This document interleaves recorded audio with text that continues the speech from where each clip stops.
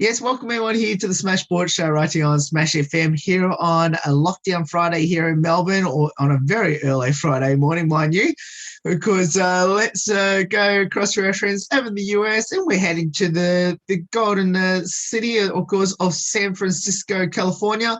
And of course, speak with one of the Aussie players over there playing for the San Francisco women's basketball team. Of course, their season starts with an exhibition game later this month in about 2 weeks' time.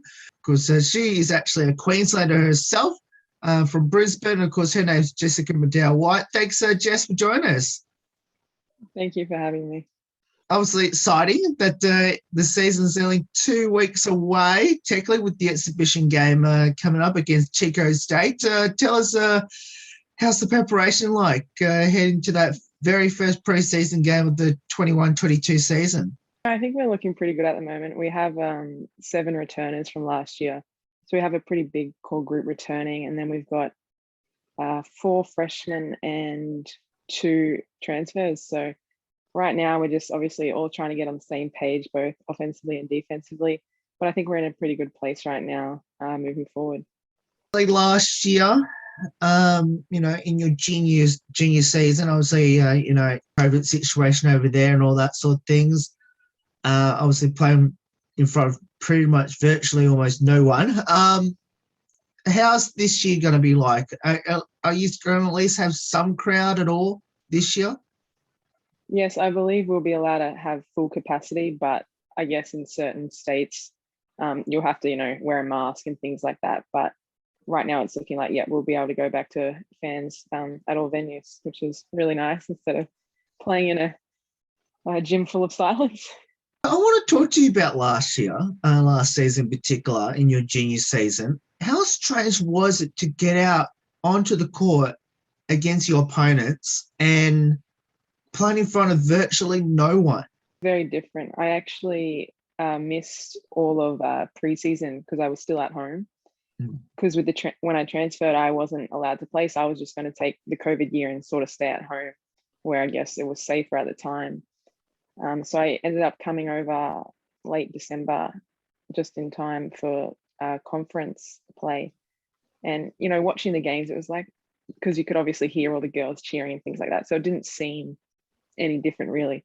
But then, coming into the first game, it was just, it was it was awkward. It was just weird, like seeing absolutely no one. And so you really relied on your teammates, to bring that energy, especially from the bench every single game, because at the end of the day, that was all we had.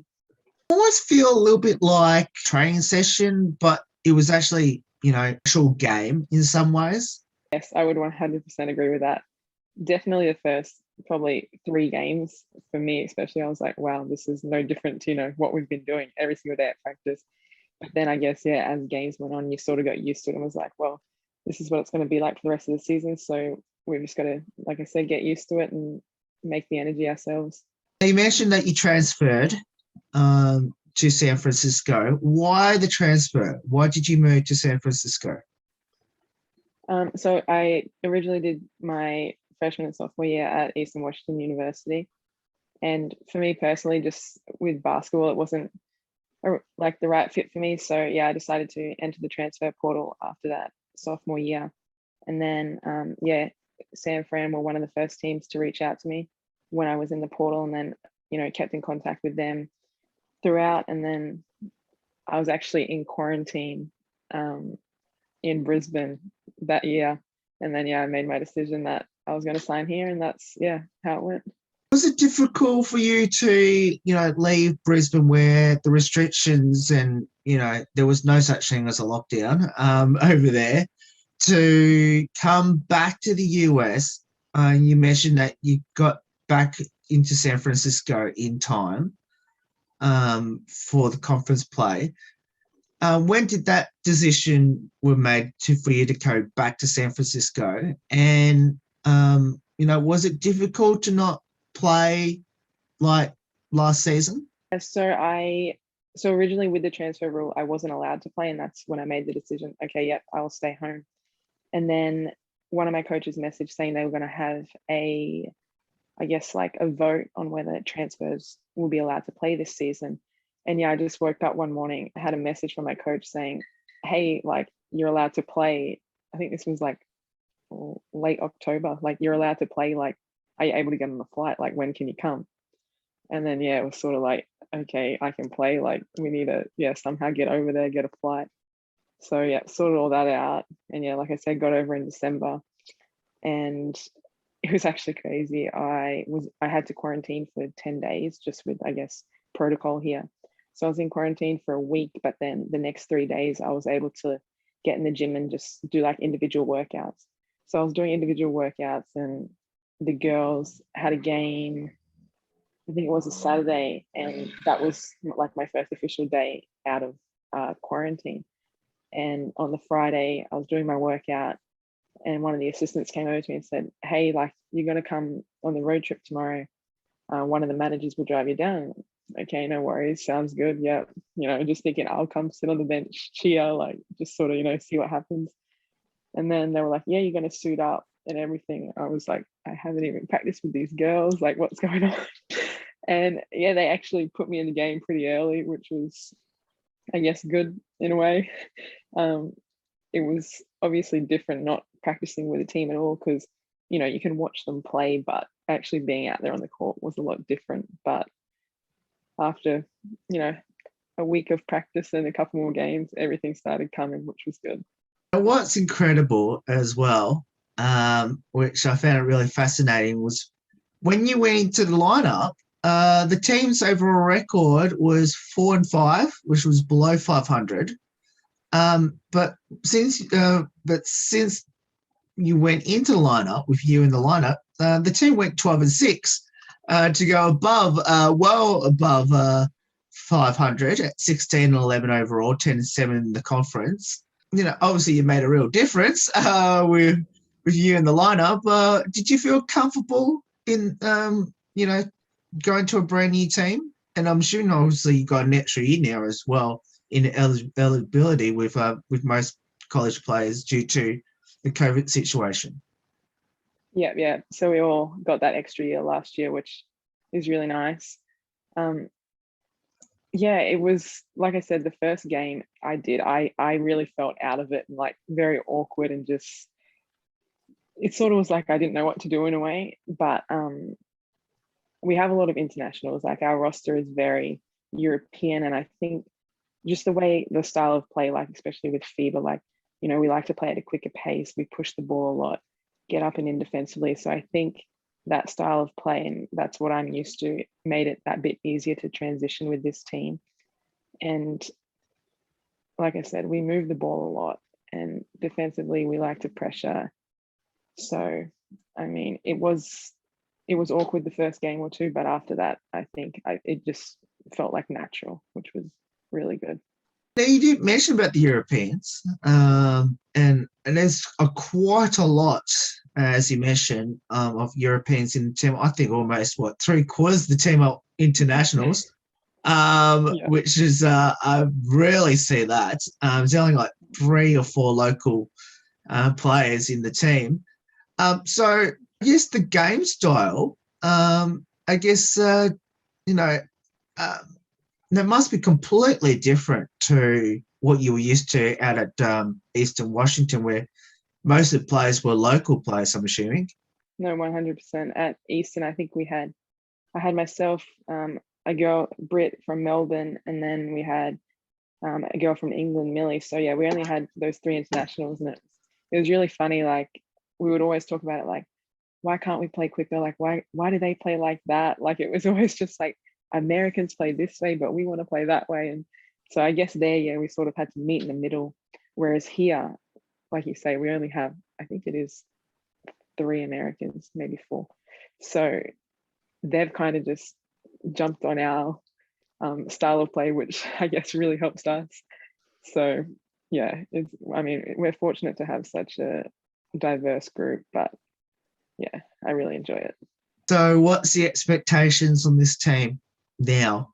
We had a great season last year. We were predicted to finish last in our conference. We ended up 3rd, which was really like that back end of the season. We just found confidence. Our chemistry was like great. And yeah, we just went on a winning streak, which was really good.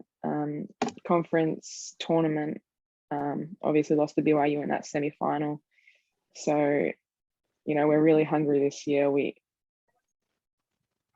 have the potential to do really well, especially with who we've brought in and the core group coming back. So, I mean, a championship is obviously our goal, and to make the NCAA tournament is something that we are striving for. So hopefully we can start the season right in 2 weeks' time and just build on from there each game.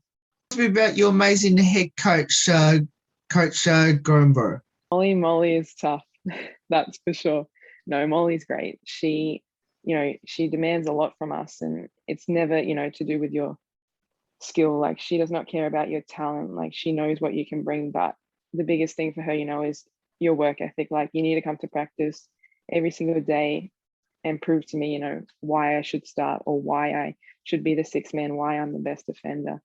So like I said, she doesn't demand anything for talent wise, but she just wants you to be your best and, push you to be better than the person next to you. Is there one particular team that you'll love to beat this year more than any other? I mean, to get back at BYU from the semi-final last year would be really good. But I think all my Aussies at Portland, I don't want to lose another game to you guys. So that's definitely a team we better beat them both times.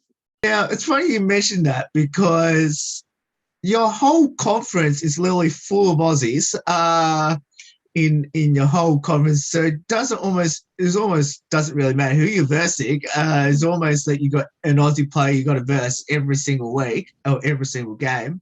But you mentioned about Portland. It's literally almost pretty much an Aussie team. Pretty much, I think about half their team is all Aussies now.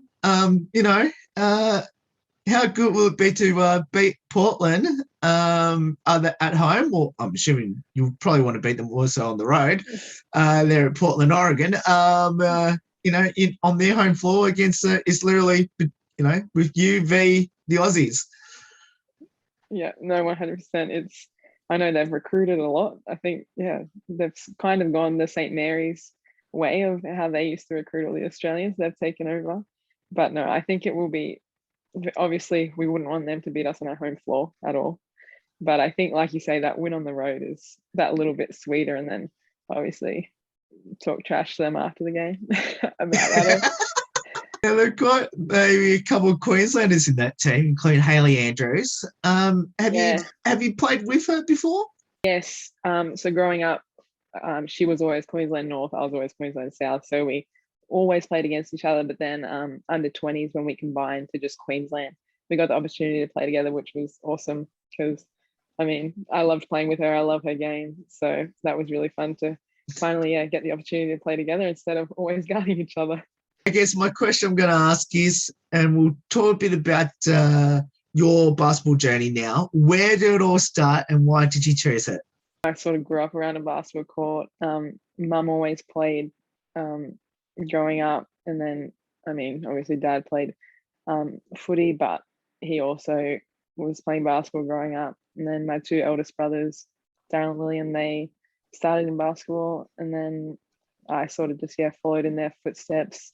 We started at Southwest Metro Pirates, so that's where I began my career.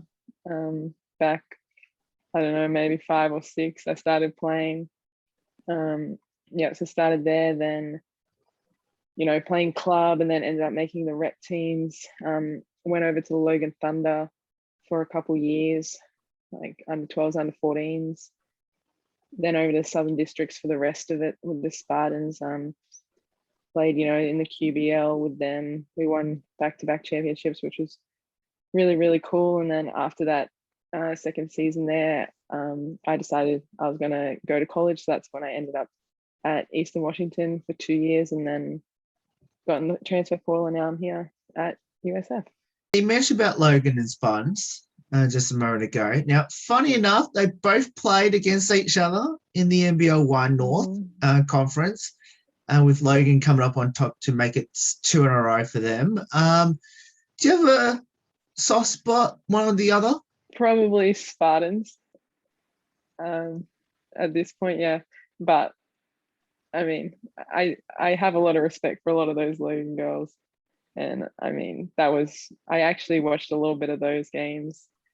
Michaela Cann she was great. She really, really led those girls. And I mean, really good job to them going 2-0 in that finals, because I know Spartans are a tough team too. And it was really good to watch, actually. You mentioned about your siblings a moment ago.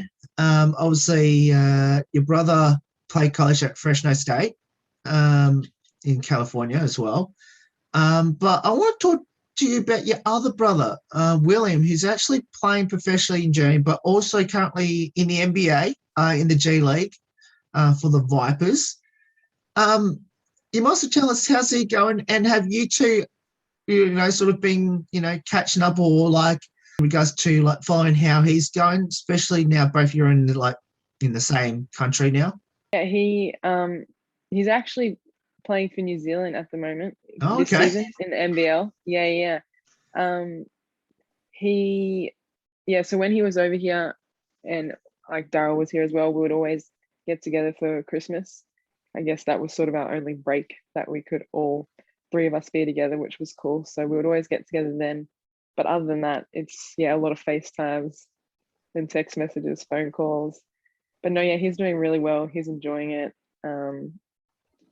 I guess, he's looking to get after it in the NBL. Hopefully New Zealand can get back in the finals this year and have a good run. What would be some highlights throughout your basketball journey so far?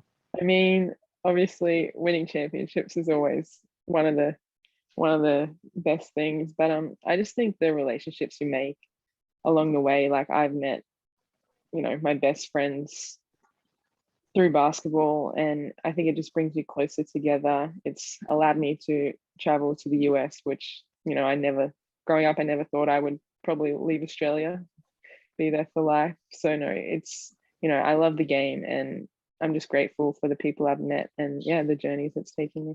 One of your achievements was in your freshman year at Eastern Washington. You were named in the All Big Sky tournament team. But on top of that, you were actually also named the Queensland Basketball Female Athlete of the Year. Number one, were you surprised about those two being in your freshman year? Yes, because during the regular season, I was playing okay, didn't have the best season. So I didn't really think their eyes would sort of be on me during the tournament for an award like that. But yes, very appreciative of those people that awarded that to me, and also to Basketball Queensland. Thank you for that. That was definitely a surprise, because there are some really, really good female basketballers in Queensland, especially my age group. Which one means to you the most? The Queensland one or the Big Sky one? Probably the Queensland one. Just growing up there my whole life, and like I said, the core group of girls my age, like majority of us are over here in the States right now playing college basketball. So it just shows the level, of talent in that age bracket. What position do you play on the court? And if you had a preferred position where you're trying to convince your coaches to put you this season, where would that be? I play the point guard. Third position. I don't know. It's a tough question. I've never thought about it. Mate, we have some really good shooters, so I don't need to be a shooting guard. We've got a lot of post plays this year, which is really nice, because last year we only had one or two, so that was tough. We played a lot of small ball, a lot of 4 guards, 1 post. So maybe I could just be on the wing. I don't know.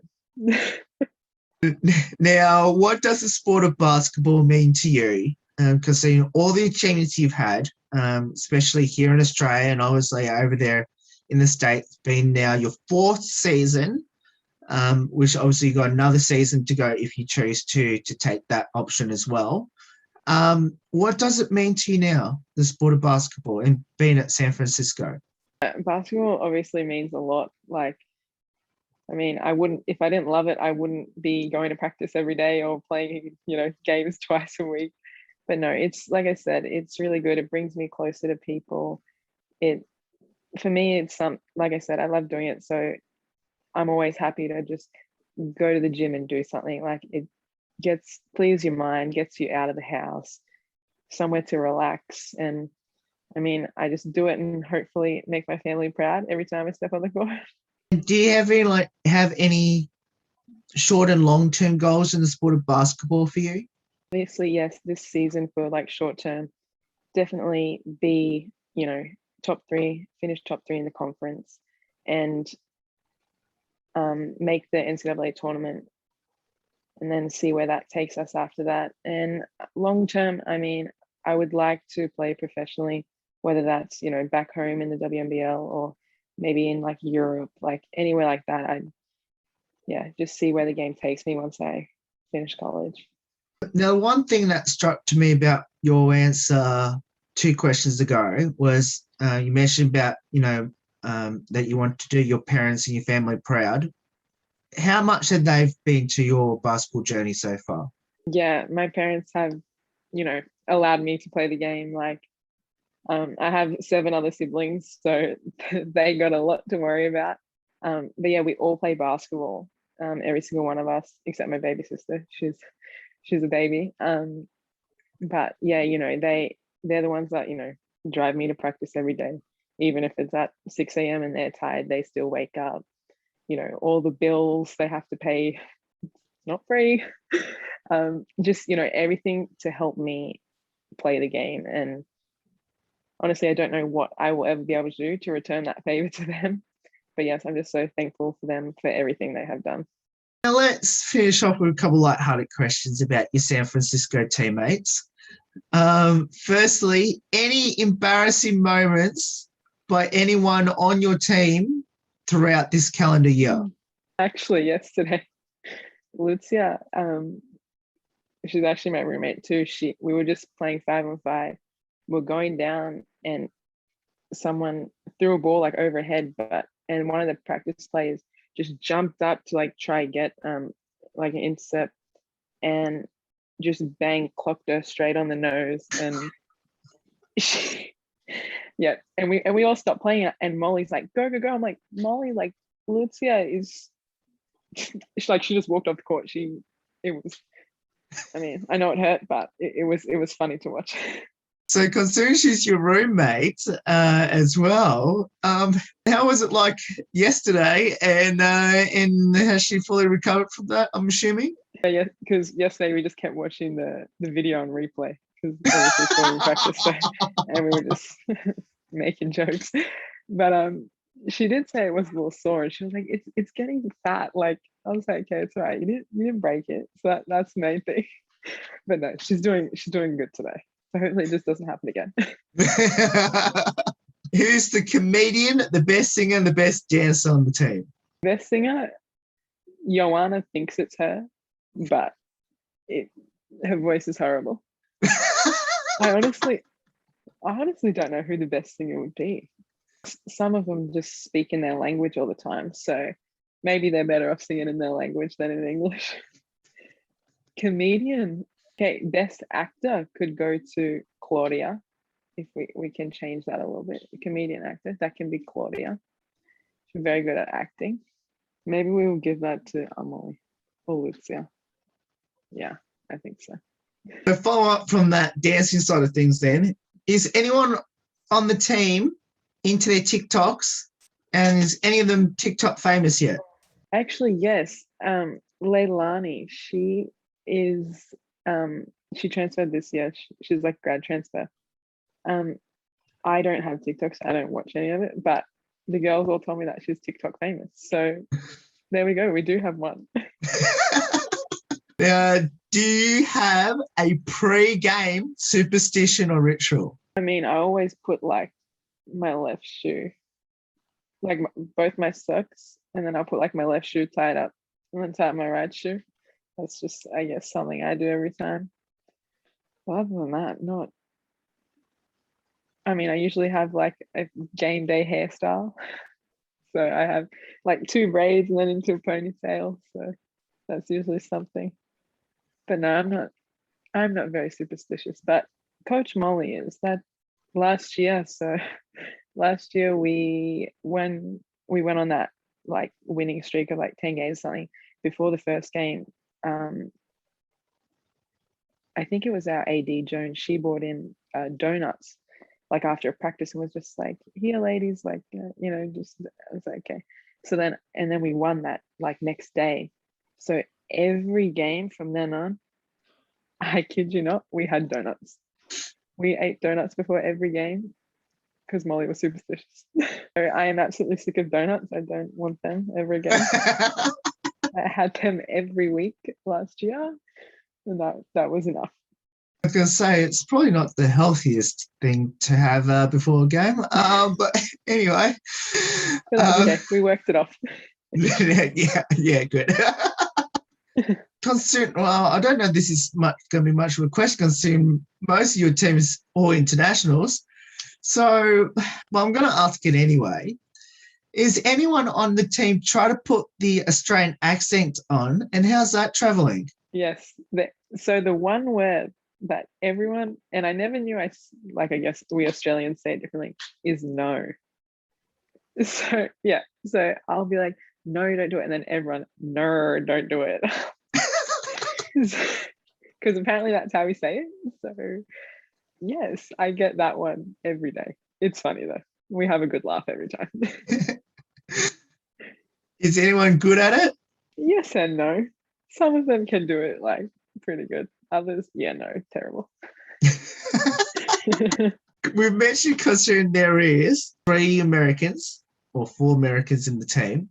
Have they tried to try to speak like considering how many Europeans in your team as well, have they been trying to like learn like all the different European or international type accents, and how's that traveling with them at the moment?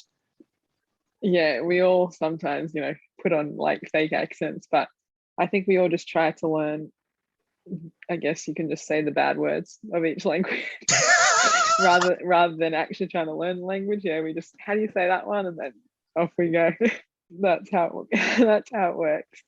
Now, have you convinced any of your teammates to come down to Australia once the borders eventually open? Yeah, there's a few of them that say like, I really want to go. I'm like, yeah, you have to come, but then they all turn around, they're like, but you have like the big like spiders and stuff. I'm like, guys, trust me, it's not that bad. They're not even scary. But that's the one thing I get all the time. But you have all the spiders, and insects, and they're so big, the bugs. No, they're not. They're fine. What is with like Americans and spiders and all that? Anyway, yeah, like they'll see a little baby one and they freak out. I'm like, guys, it's nothing. Don't stress. Does the team have a pump-up song before a game? I feel like everyone sort of, will listen to their own music. There may be one song each year that we kind of, everyone likes, and then that will sort of be that song. But generally, I think everyone sort of, just listens to their own music, gets pumped up by themselves. Because I mean, like I say, like some of them will rather listen to music in their language than listen to like, American, I guess. So it sort of depends. What would be your advice to people that should get involved in basketball, especially in the Brisbane area? Or just go out, go to a camp, or like get a group of friends together and just go play. Like the game is so fun, and you'll meet a lot more people along the way. But as long as you're out there enjoying it, having fun, then it's all worth it. And you mentioned that you come across with especially all the Aussie players, and obviously you played with an Aussie when you were at Eastern Washington. Do you get to like, banter a lot after the game, or, to each other, and, so it's obviously feels good to have at least an Aussie that you played against or play with, so you can have a chat to. So yeah, no, it's really nice, especially like you said, my conferences, literally one I think on every single team. So it's nice every week that you're going to go see a familiar face and be able to have a talk. And sometimes it's just good, like you talk about things back home rather than everything over here.